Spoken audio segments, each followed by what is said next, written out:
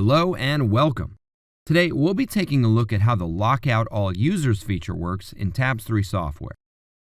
This maintenance feature allows any user with manager rights to lock users out of all Tabs3 software applications. This makes it easier to perform exclusive tasks in the software and provides the option to exit the software to perform server maintenance tasks, such as external backups, while keeping everyone out until you're done.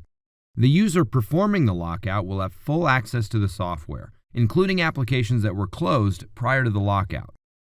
You can access the Lockout All Users feature from the Quick Launch by searching for Lockout All Users, or you can use the Lockout All Users button from the active user list. If other users are currently in the software, a conflicting activities window will be displayed. These users will need to exit the software. When using the Platinum Edition, you'll have an additional Request Logoff button.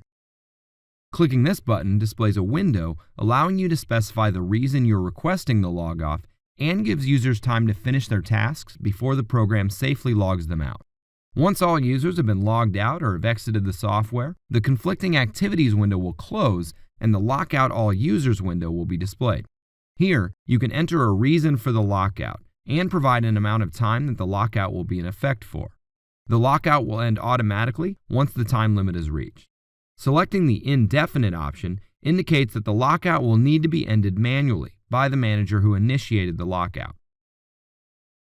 Once the software is locked, the Lockout Active window is displayed. The user who initiated the lockout is now free to perform any tasks during this time.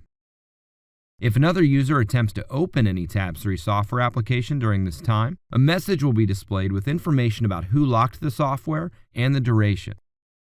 Note that only users who have manager-level rights and system configuration can initiate a lockout. If you need to extend the lockout, click the Reset Lockout Time option to start the existing timer over. Once the time limit is reached or the lockout is manually ended using the Unlock button, users are able to log back into the software. And that's all it takes to temporarily lock out users. For more information on the Lockout All Users feature, check out our help topics by clicking the question mark icon on the toolbar. Thanks for watching. See you next time.